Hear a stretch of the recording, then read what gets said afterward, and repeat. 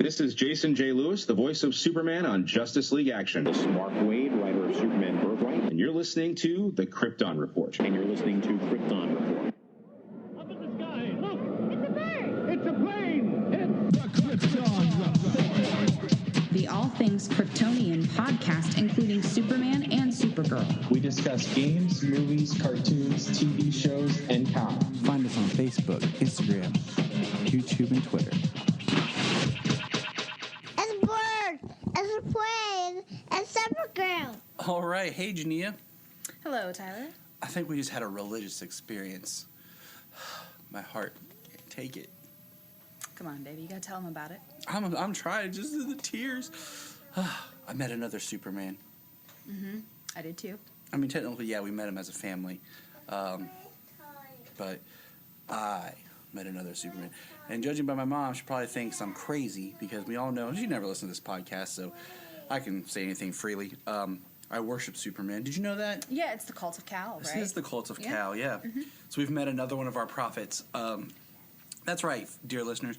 We got to meet Tom Welling and Laura Vanderbilt. I keep forgetting, I was so overwhelmed by meeting Tom that she was there too. I mean, she's Supergirl, but, it was Tom, my favorite Superman. And Michael Rosenbaum, which is your favorite. My favorite. I flippin' love that man. So it was great. We got to meet him at Wizard World Columbus and get our picture taken. It is on our social media sites. It's a beautiful photo. You'll notice my beautiful, beautiful children, my beautiful wife looking smashing, and then that chud to the side, me, standing over there next to Laura. Yeah. Oh, whatever. But it was a great time. The con was cool. It was a fun time. The picture was a little stressful just because it was at the end of the day and the children were ready. They were ready to be done. We scheduled to be the last thing we did before we left, but they were 2-year-old, 4-year-old. Waiting in line all that time, and then, yeah. And then by the time we got up there, Solomon was so antsy he didn't want to sit still for the picture. Thank God Rosenbaum was there because we were trying to get Solomon to stand still, and Solomon wouldn't, so Michael Rosenbaum just grabbed him around the waist and pulled him in tight and held him still for the picture. Yeah, and Solomon went right to him. Yeah. He wasn't hesitant. And so today, so we put the picture in a frame on our wall of fandom. That's a good way. Family fandom. Family fandom. Because we got our picture with Solomon as a baby. With Momoa. With Momoa. Then we have the picture from last year of all 4 of us with Momoa. And then we have our picture with Ray Park, which is just you and me. And then we have our Smallville photo. And today my mom was over and Solomon was pointing to it and talking to and that's Lex Luthor, and that's Superman. And she was kind of like, yeah, my dad could care less. He's like, whatever. But, he gives me crap yeah, so big deal. But we all know if my dad met John Wayne, he'd probably crap his pants. Well, yeah, but in heaven. I mean, not John Wayne now, that'd be morbid, but if he met John Wayne back when he was alive, All right. Yeah. He'd be like, hell there, Pilgrim. My dad'd be like, ugh, I need to change myself. But wow. All right. It's just funny because if you knew my dad, he's got John Wayne pictures and a really cool copper face statue and stuff all over. But then he gives me crap about my Superman. It's the Cult of Kal. That's why. Yeah, I mean it is. So that was a really cool experience. Rosenbaum seemed to be a really cool dude, like I suspected he was. But we were getting ready to leave there at the end, and I will never forget, he was so enthralled by Selah that he was like, can I get a hug? And if you know my daughter, which many of you don't, Selah is... she never hugs anybody. Strong-willed is an understatement. Yeah, she's a force of nature. She's not about lovey-dovey stuff, kisses, hugs with anyone. But she leaned right on in and gave Rosenbaum the biggest hug. It surprised all of us. And she looked adorable, in her Supergirl costume. She was a little Supergirl, yep. Yes, you Supergirl. Come here and say that, baby. Come here. Come here. Come here. You want to say it? Come here, say Supergirl. And that's an example of her stubbornness. She's just looking at us deadpan, she's 2 going on 16. Yeah, she is. You want to say something, Selah? Come on. Say, I was Supergirl.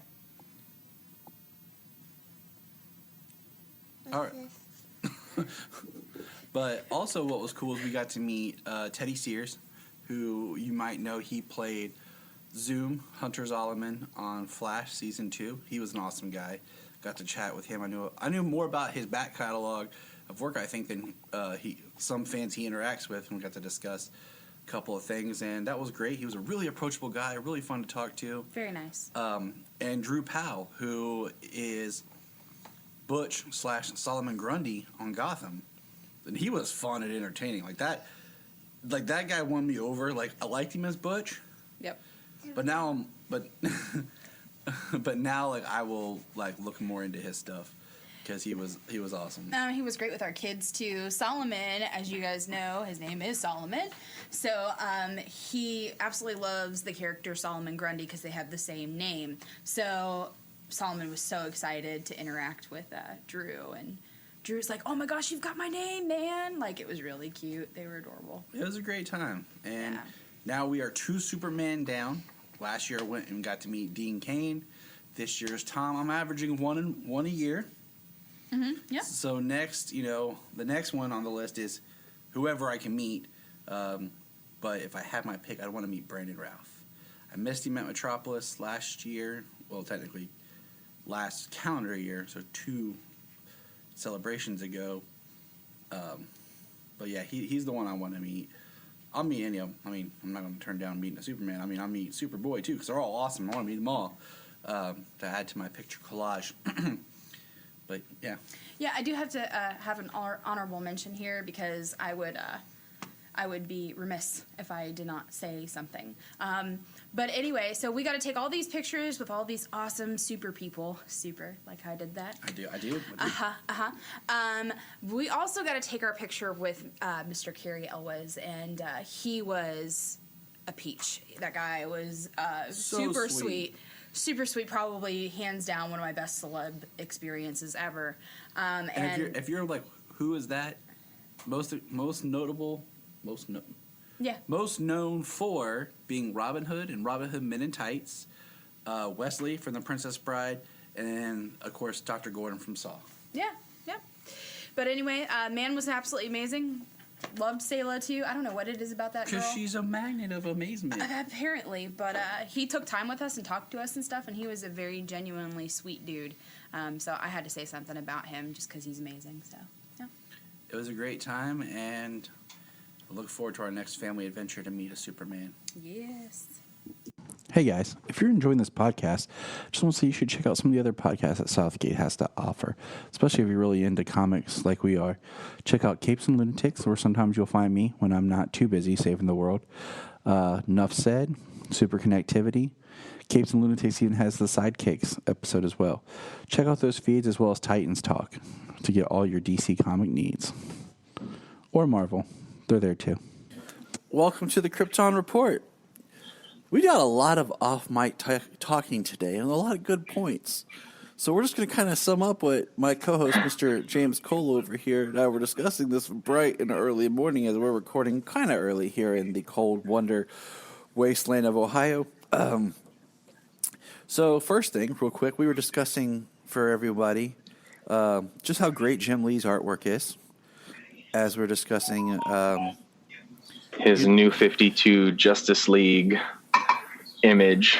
The first one that they released where it has the Justice League standing there, where we got the first glimpse at Cyborg. And we were just discussing how he drew Wonder Woman with pants. And then she never had pants in the New 52. That was literally the image that stuck out about New 52 Wonder Woman. And she never had pants. And he drew her so well. Yeah. Like, the costume looks great. I mean, I really liked how they did the silver and the red, even the red kind of as a full body corset or something, it still kind of looked like it was a armored type thing, Yeah. And the silver looked really good. I don't think, it's always been gold for the most part, but I think the silver actually looked pretty good. Something new, and it didn't hurt the look of the character. So it was very interesting, you know. So Jim Lee's fantastic. So I mean, he is, and that's what's crazy. It's like he did this and then didn't do anything else. So I don't know, but it's just kind of funny. But we're not here to talk about Wonder Woman and all that fun stuff as much as we would like to. Another powerful woman we're here to talk about.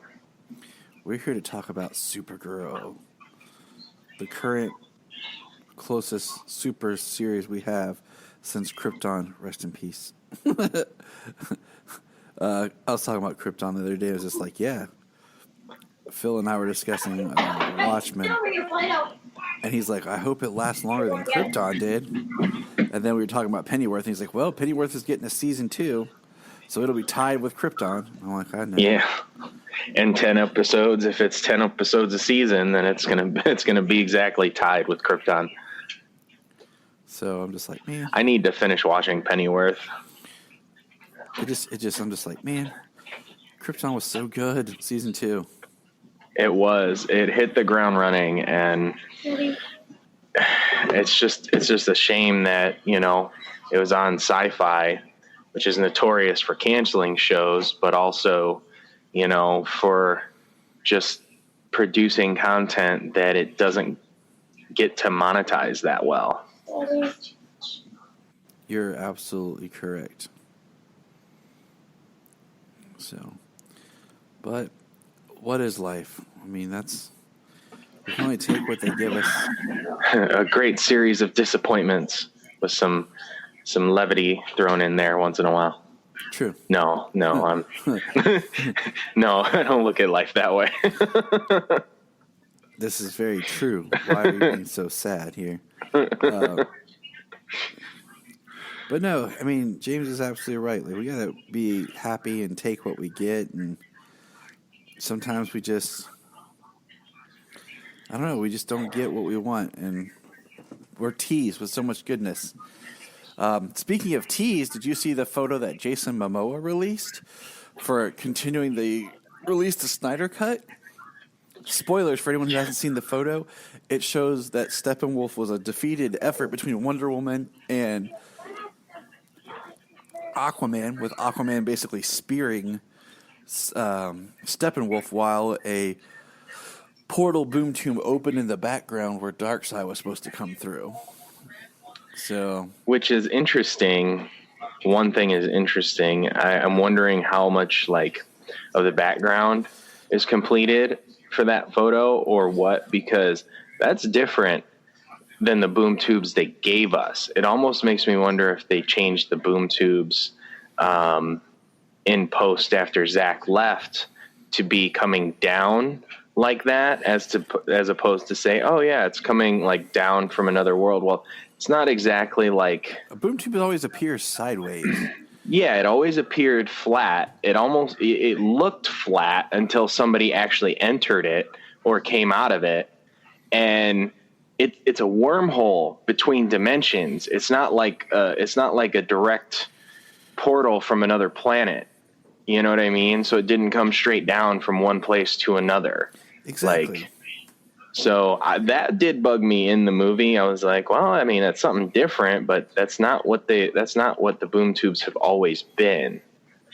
So, and after that image, it makes me wonder, and I thought about it when they had mentioned that image of the Justice League looking up and seeing Darkseid through the boom tube. How would they see Darkseid through that boom tube unless they're directly underneath it and Darkseid is looking down at them or something? So the fact that they could see Darkseid looking up at this large circle portal that's actually facing them in the sky, they could see Darkseid. Exactly. So that's I feel like we just need to have a segment on here called Justice League News. Hashtag release the Snyder Cut. Yeah. I mean, and people out there get over it. Well, you know what? It'd be one thing if it was just one of those oh, it's rumored, but there's so much evidence we've seen so much. We know it exists in some form. You know, we constantly have people who worked on the film coming out and saying stuff. So it's not like it's a dead movement. It's a continual movement. So it's still growing. It's being picked up by more and more creatives in the industry. It's being picked up by mainstream media outlets to spread, you know, that this hashtag release the Snyder Cut movement is still growing. I mean, the people who created this have paid to put up billboards of this in San Diego and New York, and paid to be where they are to try and make this thing happen. Those billboards have to cost a lot of money. So if these people are willing to put that out to be able to get the movie released, these are people who are going to see the movie as many times as possible in the box office when it's released. I know if it's released in the box office, I'm going to go see that movie 5 times in the theater. Oh, dude. I'll go. I'll be like, where are you going, Tyler? Well, I got to go to work at noon, but I'm going to hit Justice League before I head into the office. Right. Tyler, where I'm taking the weekend and I'm going to Columbus and me, Tyler, and Brian are going to go see the Justice League Friday, Saturday, and Sunday. So, man, I heard you took vacation. What'd you do? I saw Justice League. What else?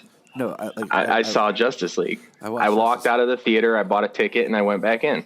I took my mom. I took my brother. I took my dad. So you just went and watched Justice League a lot? Yeah. Support the cause, man. Right. I looked up the times. I said, you be here at this time. I'll watch it with you. I looked at the times. I told this next person, you be here at this time. And I saw it with them.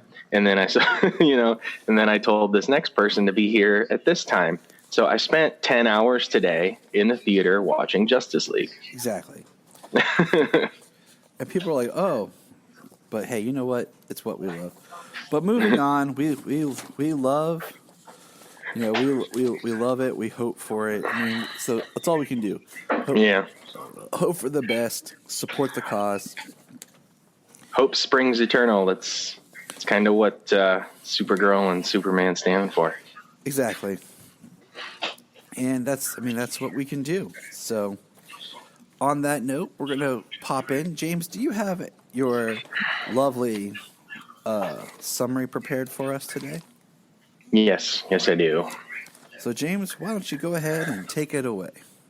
Supergirl, Season 5, Episode 5, Dangerous Liaisons. Lena experiments on Malefic to duplicate his mental inception power. Malefic cooperates after Lena promises to help him overcome his inhibition to kill John Jones. But Lena reneges and uses the power to keep him in captivity.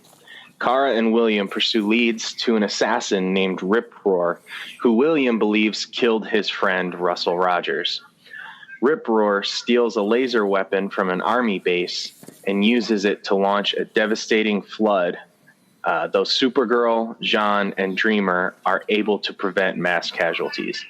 It is revealed that Rip Roar is Rogers, knows Andrea, and is under control of Leviathan instead of the Rojas family, as William had theorized. Andrea launches her VR product. Andrea's launch of her VR product is successful, where Day only confronted a simulation Andrea that he made. When Andrea is in her limousine, her connections with Leviathan are revealed when she is visited by the elderly representative who informs Andrea about what happened to Rip Roar. All right. That was a great breakdown. Thank you, James. We always appreciate your contributions of that because, frankly, it's amazing. It helps with so much. Yeah, it's a fun introduction since Krypton, keeping the synopsis and everything that happens and talking points. Yeah, I mean, we take detailed notes when we watch these shows, but then sometimes we forget things because we are human and we have children. I always like to emphasize that so people realize we have children, because that takes up so much of my time. Like James and I were supposed to record yesterday, but Solomon was real sick, and of course he don't feel well. And who does he want? Daddy. He's like, Daddy, Daddy, Daddy, and I'm like, okay, buddy. Like, I'm not mad or nothing. I'm like, okay, I'll take care of you. It's my job. Yeah, we can always get this out. I mean, we like to try and keep it as consistent as possible, but family comes first. We love doing this and putting it out for you guys, but we have children and they have needs, and that's what's important. We listen to podcasts as well. So yeah, I mean, so we do the best that we can and we move forward. That is our life's mission.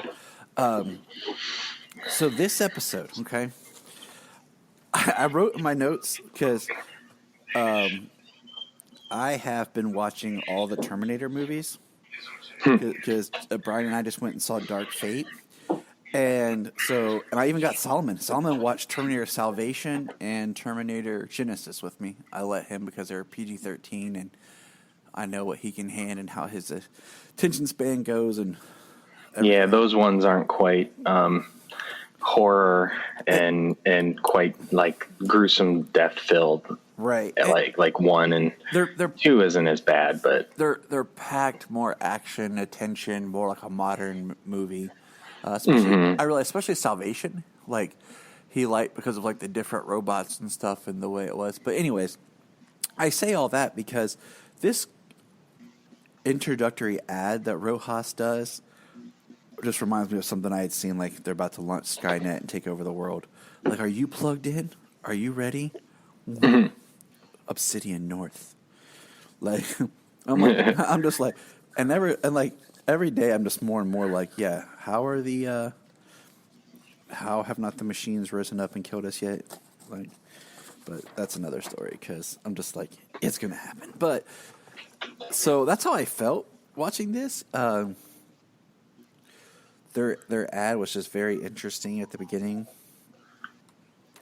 And we get a really interesting, so last episode, Kara is working with Doomsday, is what I want to call him, but that's not his name on this. William. And it'd be awesome if they just connected and he actually is Doomsday. I could write a whole backstory. I got this, guys. And what I find fascinating, okay, is that she can't tell Nia what's going on. And I know that's like, that might be disrespectful to William that Nia knows. But let's just face it that you're a Supergirl, and Nia keeps your secret, and she's Dreamer, and you guys all work as like a covert team. And you're telling me that you can't tell her, hey, don't tell William that you know, but this is what's going on. Yeah. Well, what should be good after this is they realize that that it couldn't be Andreas's plan, couldn't be Rojas's plan, because it would take out Obsidian North. It would take out their manufacturing hub, and it would take out, the largest population centers of the world, and they would lose billions. So they kind of chalk it up to like, well, she wouldn't eliminate her entire, her entire life's work for this. So like maybe moving forward, it would be something that hopefully they don't just be like, oh, Nia's like, you lied to me. You couldn't tell me. And then she gets all mad, because that would just be annoying. That would just be stupid CW dramatic irony. That's when you're just like, in one way I want to say no. Like, I think Nia would be better than that. But in another way, I want to say I hope she isn't. And I say that before anyone gets mad at me, okay? I just did an episode of the Arrowverse podcast thing with Phil and Lilith, and we were just kind of discussing all the CW shows, and I said, my biggest thing right now is I think Supergirl's supporting cast has gotten too big. That we're losing Supergirl, we're losing some of what makes the show because we have all these other characters that we are trying to deal with. And I think that it's hurting the series. And I think it's interesting that Dreamer has carried over compared to in other series where they've had somebody and they've kind of been one and done. Yeah. And I just think that's very interesting. Yeah, that doesn't continually happen. We know of a lot of people within Flash and Arrow sometimes that they showed up in a season and then by the end of the season they're gone, or after the season they're just gone. They're not back. Yeah, I mean, Flash, we got elongated man, Ralph. He's been around now for a couple of seasons. This is his third season, and I love Ralph. But we also lost Eddie and Ronnie. We pretty much we've lost Wally. Yeah, and we lost Wally too. So I mean, Jesse Quick. I mean, she's on another Earth, but is she, or is she dead? Well, I was to say she's probably dead now. But the idea is that they were able to move things around, and I feel like that's something that's greatly missing on Supergirl. Is we have not done that in a while. We have not gotten back to that, and I think that if maybe they found a way to write out Dreamer or something, not that I hate the character, I just feel that some characters show up on a series, they're great for so long, and then isn't she supposed to have? Is it her in the future, or is it one of her descendants in the future? See, Phil and Lil suggested, Phil and Lil, for those Rugrat fans out there, suggested. I never put that together. I've said it before, but I'm going to keep on saying it. They suggested, why not have her and Brady take off and go to the future together? And I'm like, that would be great. Kind of do this thing, we're going to go to the future, and let's kind of put Supergirl back in the cage, in the way that let's isolate her. Let's get rid of the DEO, kind of break down her support system. And for example, for all you guys out there, Supernatural fans, James and I are big Supernatural fans. We're actually going to do a Supernatural podcast probably starting in the fall or summer. Just surprise. Surprise. But if you look at that show, about season 7 is where they stripped down and changed it. Season 7, spoilers for, a 7-year series season, they killed off Bobby. They destroyed Bobby's house, the junkyard, and put the Winchesters on the run. And then in season 8, they got the bunker. Which is where have they had the bunker that long? Yeah, Dang. Crazy, right? I still remember season 7 and 6 like it was yesterday. But I say that because it was they not rebooted, but they retooled the show during the show.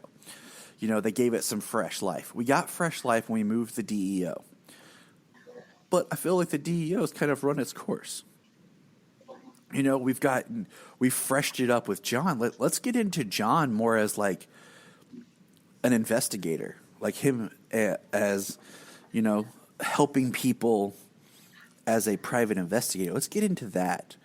And Supergirl, let's focus maybe her more at Catco and alleviate the DEO, something to kind of shift it and change it up. And that's kind of what part of my hopes are for Crisis is a soft reboot of the universe to where we can change things up and just kind of move forward, Yeah. Well, with Crisis, I mean, there's potential for people to to be eliminated, potential for people to, change time periods. There's a lot, as the Earths merge, that kind of stuff.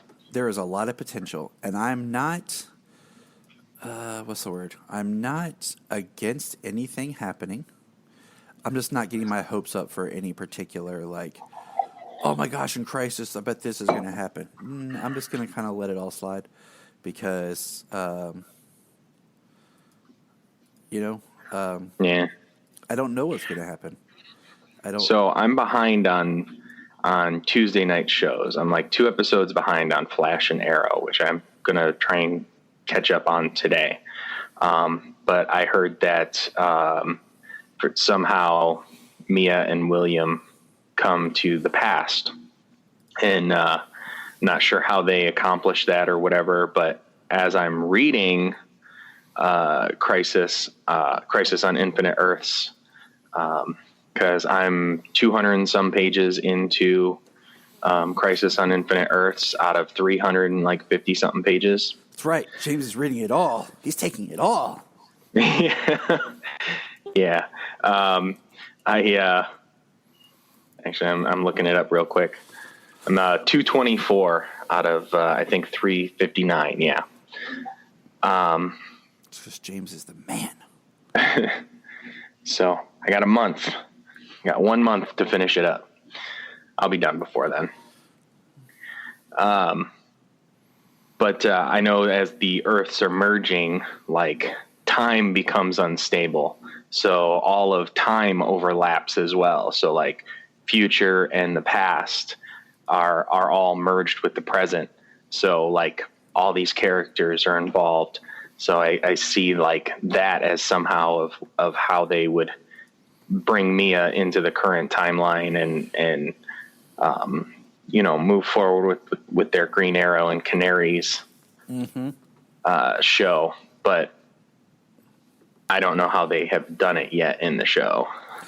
I will say this. So Junia and I were discussing, this is kind of related, but just like how Sayla is so independent and like just like a tough girl. She's just like, no, I can do it, or whatever. Like, she's just like, no, Daddy, I got this.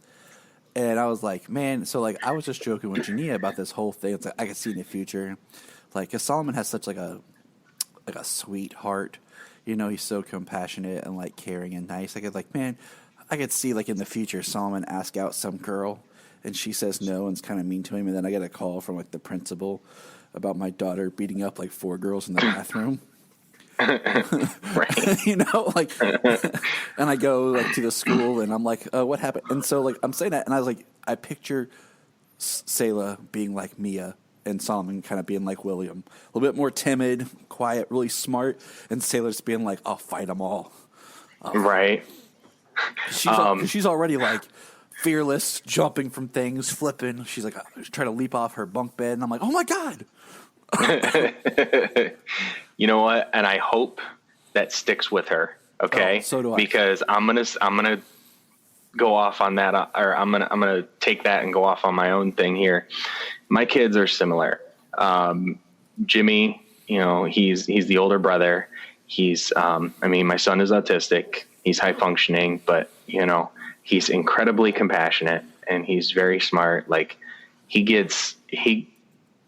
will give everything over to his sister. And now that them being almost 10 and 11 here very, very soon, she has gotten to the point where she understands that and she takes advantage of that. Not in a good way. But anyways, that's not what I was trying to say. Back in the day when she was young, she just learned to walk. And she was following around all the boys because she was the only girl. My son, my ex's sister's sons, my sister's sons, she was the only girl. She was chasing around. She was running around with the boys. She was getting dirty with the boys. She was punching and hitting. She was fighting around. She didn't cry for nothing. She was tough. And now she is a little princess. She is a girly girl. For the longest time, she cried about everything. And so I'm like, what happened to the tough little girl who would beat up the boys? Like, now you're just... So like I said, I hope she maintains that and doesn't turn around and be a little princess. I'm trying to like cultivate her, like be that like Wonder Woman, like, you know, warrior princess. Like, yeah, I've told Bella, like, you can love all the girly stuff. I said, but toughen up. Yeah, you can still be what you were before. You be a pretty girl in a dress and kick somebody's ass, man. Like, we'll never see it coming. Yeah, exactly. But no, I feel you. Like, you know, you watch your kids, and Selah right now, what's interesting is like she's really picked up on Supergirl and Harley. Because she's like she loves wearing her Supergirl costume and saying, "I Supergirl," or she'll be like, "I Harley," and I'm like, "Oh, okay, cool, that's cool, baby," you know. Mm-hmm. But it's just funny what kids do sometimes. But back to Supergirl episode. You know, and Supergirl actually is one of the shows that the kids will watch anything with me, but like Supergirl and Flash are like our family shows, and you know, Batwoman's one that Junia and I watch together, and the kids will watch. But like Supergirl and Flash are definitely like the ones we watch as a family, and because I like them to see the characters, and especially for Selah to see Supergirl kick butt, you know. Right. Yeah, the three I've been able to keep up on is Batwoman, Supergirl, and Black Lightning. I like Black Lightning. Yeah, me too. This season's really good. And Solomon likes Black Lightning too. He'd be like, "Daddy, when's Black Lightning on?" So I'm like, "Oh, that's cool." But all that to say, it's important that kids watch good stuff. So yes, sir. DC content. Shove it down their throats. You know, so we get to see Phil Lamar as Malefic. We actually get to see him, and I'm happy with that. Like, I know I said I wanted Phil Morris to be Malefic just because I wanted to see, you know, a scene of my 3 Martian Manhunters. But like, so Junia, while you were watching it, I said, Junia, close your eyes real quick. She's like, okay. And I was like, just listen to him talk. And she's like, he said like 2 words, and she's like, that's Jon Stewart. I'm like, yes, it is. I'm like, yes, it is. Nice. Because Junia loves Jon Stewart from Justice League. Like, that is a cartoon that like is timeless. So I like that it's him. I like where they're going. I think it's kind of crazy the extent of just where Lena is. She is just completely broken down. You know, she's angry. She wants to control emotion of humans. Like, that's some psycho stuff, you know. Jimmy's officially gone now. So what's going to happen, you know? Yeah, Lena's going full on evil, man. She's you know, she has her what's the word I'm looking for? Her noble intentions. Mm-hmm. You know, she doesn't want people to lie and hurt each other anymore. But I mean, that's human nature. Like, when you get to the point where you want to just completely alter like human nature and free will, like, you've crossed into like supervillainy. Yeah. And exactly, that's the thing there, you know, alter free will. You know, when you say human nature, you know, people are going to fight and unfortunately kill. There are bad choices that people make. There are bad people and there are bad choices that people make. And she wants to eliminate the choice. I mean, you don't have to be that way. You don't have to make those choices. You know, I've never chose to, you know, I've never chose to kill my fellow man. Right. Been in fights and stuff before, but also I'm not one to initiate fights. You know what I mean? Mm-hmm. That is a last resort when it comes to that. So, I mean, we have the choice to be bad people. Yeah. But we don't, that is what makes us. I mean, the choices that we make is what gives us the ability to be good or not. I mean, she's basically trying to create the anti-life equation through inception means. That is a really good idea. That's one thing I'm hoping for, just actually talking it out right now. That's one thing I maybe hope for in the next season of Supergirl or something. This idea of eliminating free will, the anti-life equation. Perhaps we will get some Granny Goodness and Female Furies to go up against Supergirl next season. Dude. That's what that's what I originally thought when they were bringing in the old Leviathan lady. Mm-hmm. I thought she might have been a granny or something. Exactly. I was like, oh, is this Granny? But no, she was Leviathan. And I'm like, okay. And I do like that in this episode, we actually get some reference to Leviathan again, And it's just so weird because they're bringing Leviathan in to Supergirl, which is, it's brand new in the comics because Leviathan issue 6 isn't even out yet. Unless I missed it somehow, but I'm pretty sure it's not out yet. That would have blown up everything on my, my accounts and everything about who is Leviathan because it hasn't been revealed yet. So it's not even over. Like, Event Leviathan isn't even over. And it was just starting when Supergirl went on break. So here we are, and they're already, doing this. So I'm just kind of like, it's kind of a big deal, Yeah. And might I say, I have to say that Event Leviathan has been written fairly good for having 5 issues of people standing around and asking the question, who's Leviathan? Are you Leviathan? No, you're not Leviathan. Who's Leviathan? Yeah. So it's been fairly well written for having 5 issues of people asking the same question and nothing happening. Yeah, they attacked Jason Todd because they thought he was Leviathan, which I thought was crap because I thought that was just too easy of a target. And I don't like the new Red Hood. I'm sorry. I know his name's the Red Hood. I preferred him more as the Red Helmet. I don't like this very Mortal Kombat looking Red Hood thing. I feel like Sub-Zero called and needs his mask back. So, but getting back, there's some stuff in here that was pretty dumb when they're investigating Andrea's room, and William gets on the computer, and I'm just like, yeah, that's easy to do right there. Smart. Yeah, hack a tech genius's computer.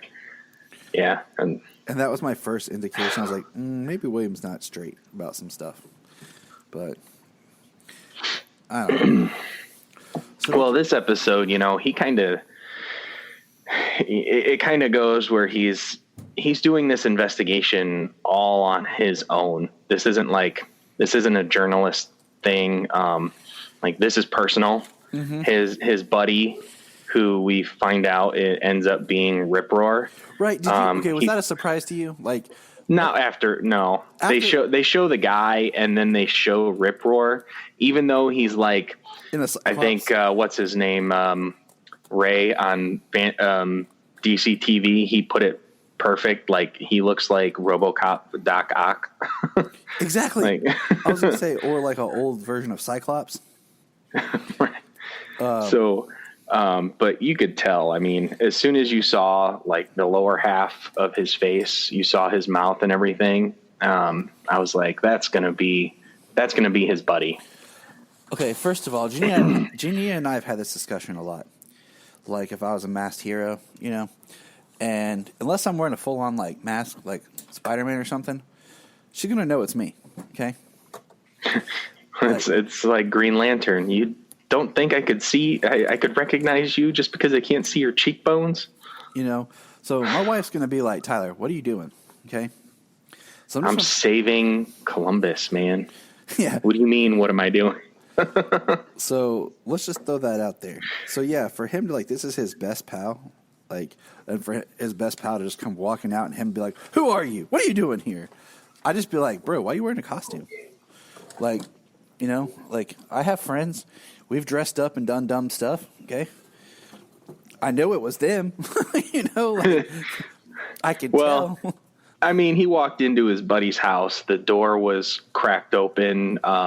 Maybe it was busted off the latch. And then his apartment was a disaster. You know, he probably knows that his buddy doesn't keep an apartment like that. So he would think that something happened, something went wrong. Oh. And then you see some guy in a crazy costume come out. I mean, maybe your first thing would be like, "Hey dude, what are you doing?" Like, but yeah, I mean, okay, I'll give it to you. I'll let it slide, James. Okay. I'll let it slide. But still, I'm just like, man, like, it just sucks that like is his friend. And I almost would have preferred more of it actually being another character. Yeah. Who's being controlled by Leviathan, mind you. Like, that's an interesting thing. What's Leviathan? Leviathan. Maybe Leviathan. Ooh, you know what I just thought of? What's that? Because I don't know why I didn't put this together and I feel stupid. But in the comic, Leviathan takes out Spiral, the DEO, Argus. Yeah, the majority of the intelligence and espionage organizations around the world. So they could take out the DEO in this, and that's what could get us away from the DEO, is Leviathan takes over, wipes it out. Right. That's a possibility. Yeah, that could be a way that they're going with it. That would help to retool Supergirl. Leviathan takes down the DEO. So it would be cool. Yeah. I don't have any idea like what more, but I need more. Well, we don't know much about anything of Leviathan from the comics, and then we know even less about Leviathan in the show. But here in the show, they've had Eve the entire time. So even back through her Lex Luthor days, they had Eve. They have Andrea Rojas. Rojas, yes. They had Andrea Rojas and her family, perhaps, her tech. You know, they have to be involved in Obsidian North's virtual reality, I don't know, overtake of the world. Yeah, and I mean, if you have everybody plugged into something virtual, think about it. I can see everyone's going to be on Obsidian North's virtual reality, and then that's when Lena's going to do her Q-Wave thing. Yeah. So the curious thing... Take over everybody through Obsidian North. Right. Yeah. So there's the connection between Lena. But if Andrea is part of Leviathan, and Leviathan sent Rip-Roar to... So what he does in this is he breaks into a military base to Lex's vault and steals one of Lex's cannons. And then he breaks into another place and he steals some kind of fusion generator or something. And by combining the two, it creates a cannon that can fire a blast that's 100 times hotter than the center of the sun.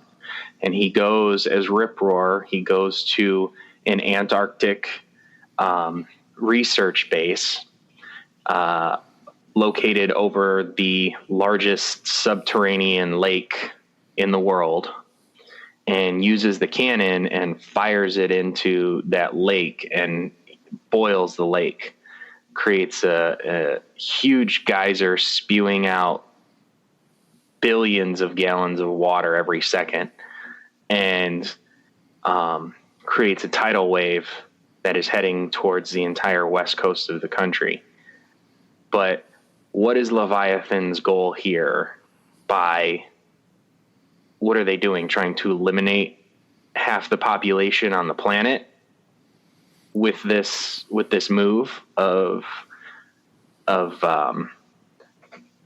creating a flood and destroying and melting Antarctica?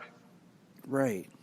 Like, but also, like, I mean, obviously a station like this, they would have many balls in the air. They would have a lot of goals, many outlets to achieve different goals, and Obsidian North, Andrea Rojas being one of them, but also, you know, that elimination of part of the population. So they have a lot of different goals, but some of them seem counteractive to another, coming from this episode. So we don't know much about them, but what are they trying to do?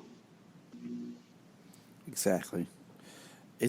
What is their goals? Because, I mean, I don't know. Do they have any clear-cut goals? Well, not yet. I mean, they have control of Andrea Rojas, and right. You know, she's got Obsidian, which is going to connect the world over.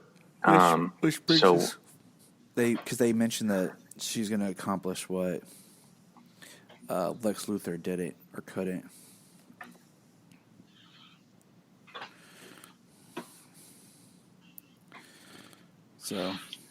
So is that them?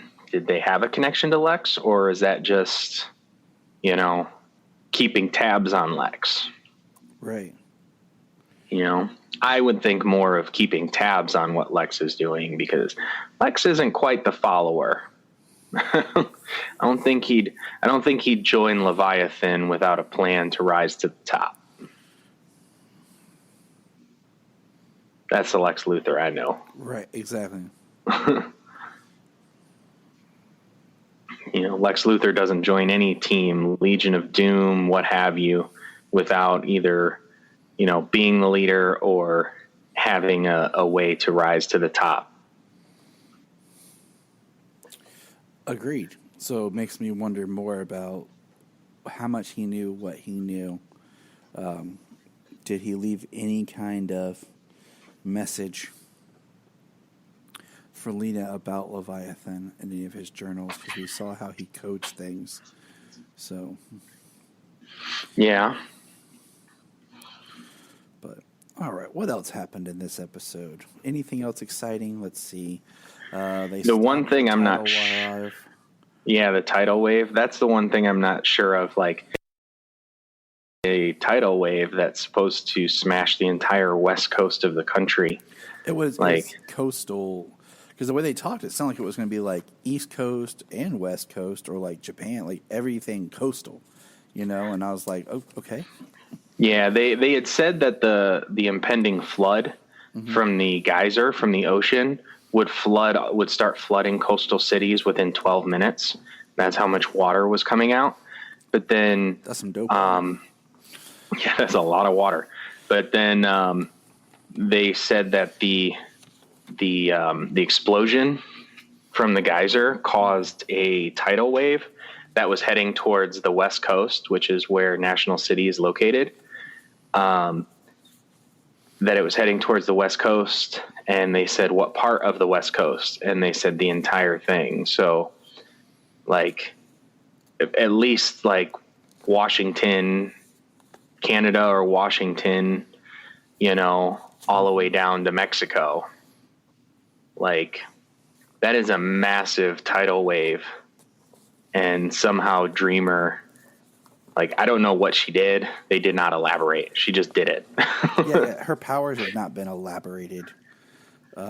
Apparently, she's pretty powerful if that's the case, because I mean, Barry ran at supersonic speeds and traveled in time to prevent a tidal wave. Superman and Supergirl have in the past created a canal underwater to stop a tidal wave, have frozen a tidal wave, like have used heat vision and turned it to steam and eliminated a flood. Like, so they've done some pretty huge things to stop a tidal wave, and Dreamer just kind of like whipped her dream powers out and brushed it away. Yeah, I feel like some of the stuff they don't keep well enough track of, like they don't have like a meter gauge of the powers of the characters because they don't know what they want to do. But yeah, so I mean, the other thing was Brainy put on the spider, like the spider host things, the aliens. Yeah, like the alien parasite thing. And that was kind of funny and cool. The Alphasian. But it was something. Yeah, that was cool though. What was it? What was the keyword? Is it Keanu Reeves? Oh yeah. Man, why can't I think of it? Yeah. Dang, I can't believe something hot shot. Yeah. Yeah, it was a good time to watch Brady like bust out. It was a pop quiz hot shot. That's what it was. From Point Break. Pop quiz hot shot. So, but that's Point Break, right? Yep. That pretty much sums up this episode. It was good. I enjoyed it. I like certain storylines more. I would like to see. I don't know.